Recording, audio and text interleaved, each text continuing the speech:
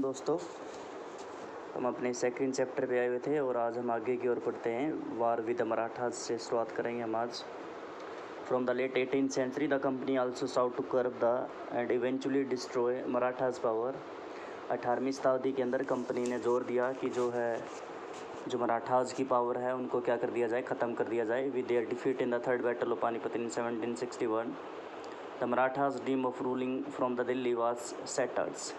कि भी जिस प्रकार से जो है पानीपत का जो तीसरा युद्ध हुआ था 1761 के अंदर अहमद शाह अब्दाली और मराठाओं के बीच, जिसमें अहमद शाह अब्दाली जीत गए थे।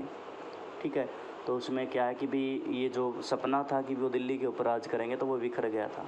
छोटा सा है, मैं आपको याद दिला देता हूँ कि जो 1526 में बाबर और लोधी के बीच हमारे पानीपत की फर्स्ट लड़ाई हुई, 1556 में हेमू और अकबर के बीच हुई और 1761 में मराठाज और अहमद शाह अब्दाली के बीच में हुई थी।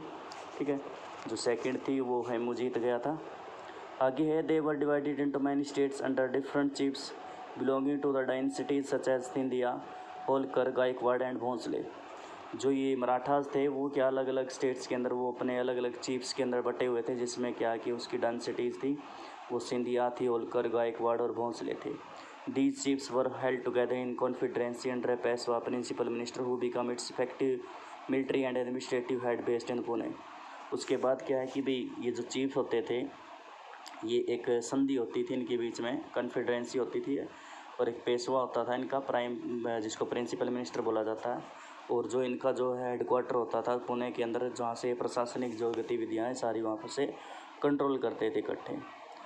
Mahadji Scindia and Nana Fadnavis were two famous Maratha soldiers and statements of the late 18th centuries.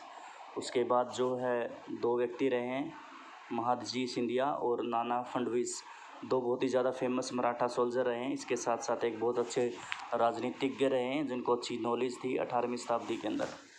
The Marathas were subducted in the series of wars. In the first war these ended in 1782 war with the treaty of Salbai where was no clear victory. जो मराठाज के साथ और British की जो है लड़ाई काफ़ी ज़्यादा रही है, एक सीरीज़ के अंदर कई लड़ाइयाँ लड़ी गई। सबसे पहले जो शुरुआत हुई थी 1782 में, जो ट्रीटी ऑफ सालबाई से ख़त्म हुई थी। ठीक है, एक ट्रीटी हुई थी सालबाई के अंदर जिसमें क्या बोला गया था कि भी जो ब्रिटिश थे उन्होंने बोला था कि आप अपने जो संबंध हैं अपने फ्रेंच है और डच से उनसे ख़त्म कर लें, आपका जो साम्राज्य हमने हड़पा गया है, हमने जहाँ कंट्रोल किया हम आपको वापस लौटा देंगे भाई। ठीक है, सेकंड जो था the second Anglo Marathas war was fought on the different fronts, resulting in the British gained Odisha and the territory north of the Yamuna River including Agra and Delhi।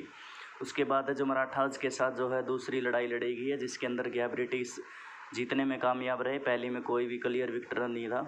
उसके बाद उन्होंने कुछ क्षेत्र था जैसे कि भी जो उड़ीसा का था या आगरा और दिल्ली के आसपास का एरिया था, उन्होंने इसको कंट्रोल कर लिया। Finally the third Anglo Marathas war of crossed Marathas power, और थर्ड मराठाज तो वार हुई थी उसमें क्या मराठाज की जीत हुई थी। The Peshwa was removed and sent away to the Bithur near Kanpur with a pension. और पेशवा जो उनका प्रिंसिपल मिनिस्टर होता था जो उनको कंट्रोल करते थे, तो उनको क्या बिठूर में बैठा दिया गया कानपुर के अंदर, और वहाँ पर उनको पेंशन भेज दी गई, यानी कि उनको पेंशन दी जाती थी बस। The company now had to complete control the territory south of the Vindhya. और अब क्या कि विंध्या जो पर्वत श्रृंखला है मध्य प्रदेश की हम यदि बात करें तो वहाँ पर सारा का सारा उसके दक्षिण में पूरे के पूरे में ब्रिटिश का जो है कब्जा हो चुका था भाई। नेक्स्ट है द क्लेम ऑफ पैरामाउंटेंसी, सर्वोच्चता का दावा हम बात करेंगे। It is clear from the above that from the early 19th century the company pursued an aggressive policy of the territory expansion. ये बिल्कुल क्लियर हो गया है कि ऊपर जैसे हमने पढ़ा कि जैसे 19वीं शताब्दी शुरू हुई थी तो उन्होंने भारतीय जो एरिया थे उसको जो है कब्जा करने के लिए क्या अपनी जो है आक्रामक बोल सकते हैं पॉलिसी का निर्माण किया। Under Lord Hastings governor general new policy of paramountcy was initiated. Lord Hastings ने एक जो गवर्नर जनरल थे एक पॉलिसी पर क्रिएट की जिसको पैरामाउंटेंसी बोला गया, सर्वोच्चता बोला गया। Now the company claim that it's authority was prominent Paramount और सुप्रीम। अब कंपनी ने कह दिया कि जो है कि भी जो ब्रिटिश हैं उनकी जो है अथॉरिटी है, यानी कि उनको सबसे ऊपर माना जाए और वो सबसे ऊपर ही रहेंगे। Hence its power was greater than of the Indian state. और जो यहाँ के जो इंडियन स्टेट्स हैं या राजा हैं, छोटे छोटे जो चीफ वगैरह हैं, तो उनसे जो बड़े हैं हमारे ये ब्रिटिश रहेंगे। अब in order to protect its interest it was justice in annexing और थ्रेटिंग टू एनेक्स एनी के इंडियन किंगडम। उसके बाद उन्होंने कहा कि भी अगर हमें अपने इंटरेस्ट मतलब हमें अपनी जो अपने इंटरेस्ट हैं अपनी बातों को लगे कि भी उनको ख़तरा हो रहा है कुछ भी चीज़ अगर उनको भय लगे तो वो जस्टिस है, बिल्कुल वो मानते हैं कि भी ये सही है। अगर वो किसी हमारे जो है भारतीय राजा का अगर कोई शासन छीन लेते हैं, कोई एरिया है उसको मतलब उसके साथ क्या है कि भी झगड़ा करते हैं तो वो क्या उनका अधिकार है। अगर उनको लगता है कि भी गलत हो रहा है, उनके इंटरेस्ट अगर उनके ठीक नहीं चल रहे ब्रिटिश के, तो वो क्या किसी दूसरे भारतीय राजा के ऊपर क्या है आक्रमण कर सकते हैं और उसको अपने कंट्रोल में ले सकते हैं। This view continue to the guide later British policies as well as. और ये जो एक अलग से थॉट हो गई थी, ये उसके बाद भी काफ़ी समय तक क्या ब्रिटिश पॉलिसी का एक हिस्सा रहा भाई। The process however did not go to unchallenged. For example, when the British tried to annex the small state of Kittur in Karnataka today, Rani Chennamma took the arms and led anti-British resistance movements। हालांकि ये जो प्रक्रिया थी ये लगा चलती रही, लेकिन ऐसा नहीं कि भी इसको किसी ने क्या कि भी चुनौती नहीं दी। चुनौती दी है जिस प्रकार से एग्जाम्पल है कि भी एक छोटा सा जो कितूर कर्नाटक के अंदर क्या था कि भी उसको कंट्रोल करने का प्रयत्न किया उस साम्राज्य को। तो वहाँ की जो रानी चेन्नम्मा थी उन्होंने क्या ब्रिटिश के खिलाफ क्या है कि भी एक मोर्चा खोला और उनके खिलाफ आंदोलन शुरू किया। She was arrested in 1824 and died in prison in 1829, but Rayanna a poor chowkidar of this Sangolli in the Kittur carried on the resistance. उसके बाद उस बेचारी को 1824 में पकड़ लिया गया और 1829 में उसको मर गई भी वो। उसके बाद एक रैना और हैं चौकीदार हैं एक संगरोली से कितौर से, उन्होंने भी इसी प्रकार से इस आंदोलन को आगे लेके गए। With a popular support he destroy many British camp and records. He was caught and hanged by the British in 1830. You will be read more about several cases of resistance later in this book. उसके बाद है जो British उन्होंने क्या कि भी लोगों का उनको बहुत ज़्यादा साथ मिला। इसी वजह से क्या उन्होंने बहुत सारे ब्रिटिश के जो कैंप थे या फिर उनके रिकॉर्ड रूम्स थे रिकॉर्ड वगैरह थे उनको क्या जला कर आग कर दिया, ख़त्म कर दिए। और उसके बाद है उसको पकड़ लिया गया और 1830 में उसको फांसी पर लटका दिया गया। ये कुछ एग्जाम्पल हैं, ऐसे ऐसे एग्जाम्पल हैं हम और आगे भी पढ़ेंगे हमारी बुक के अंदर भाई। आगे हम बात करते हैं in the late 1830s the East India Company become worried about Russia. 1830 के अंदर क्या जो है रशिया के जो एक्सपेंशन होने की वजह से क्या ब्रिटिश कंपनी थी वो थोड़ा सा घबराए हुए थे। It imagine that Russia might expand across Asia and enter India from the north west. उनको लगा कि भी जो रसिया है लगातार फैलता चला जा रहा है तो वो क्या है पूरे एशिया को कंट्रोल करता हुआ भारतीय मतलब एशिया के अंदर एंटर होता हुआ वो इंडिया की तरफ भी आएगा और भारत के उत्तर जो पश्चिमी हिस्से के अपने कंट्रोल में लेगा भी। Driven by this fear the British now wanted to secure their control over the north west. इसलिए क्या कि जो है इस बहस से क्या ब्रिटिशों ने क्या भारत के जो उत्तरी और पश्चिमी क्षेत्र को क्या कब्जा करने की सोची। They fought a prolonged war with Afghanistan between 1838 to 1842 and established indirect company rule there. इसी वजह से क्या उन्होंने क्या अफगानिस्तान में क्या है लड़ाई लड़ी और वहाँ पर क्या है कि भी उनको इनडायरेक्ट रूप से कंपनी का रूल चलाया और जो लड़ाई 1832 से 42 के बीच पर चली गई। Sindh was taken over in 1843। Sindh को 1843 में कब्जे में ले लिया गया। Next in line was Punjab. उसके बाद पंजाब का एरिया आता था but in the presence of Maharana Ranjit Singh held back to the company after his death in 1839। Two prolonged wars were fought with the six kingdoms. Ultimately in 1849 Punjab was annexed। उसके बाद है कि भी जो है उन्होंने जैसे पंजाब को कंट्रोल करने का प्रयत्न किया तो वहाँ पर उनके जो सामना राणा हमारे जो है महाराज रणजीत सिंह से हुआ जो एक बहुत ज़्यादा शक्तिशाली शासक थे। तो उन्होंने उनको जो ब्रिटिश को आगे नहीं बढ़ने दिया। हालांकि उनकी मृत्यु के बाद क्या वो इस कार्य में क्या सक्सेस रही गई और पंजाब को क्या 1849 में अपने कंट्रोल में ले लिया था ब्रिटिश द्वारा। नेक्स्ट है अभी दी डॉक्ट्राइन ऑफ लैप्स। जो विले की नीति क्या होती है। The final waves of the annexation occurred under Lord Dalhousie who was the governor general from 1848 to 1856। जो है अंतिम जो है हम यदि बात करें जो है ये छीनने की प्रक्रियाओं की बात करें जो अपना कब्जा लगातार बढ़ाती चली जा रही थी ब्रिटिश, तो उसका जो है फाइनल जो दाव आप कह सकते हैं वो रहा लॉर्ड डलहौजी द्वारा जिस जो 1848 से 56 के बीच गवर्नर जनरल रहे हैं।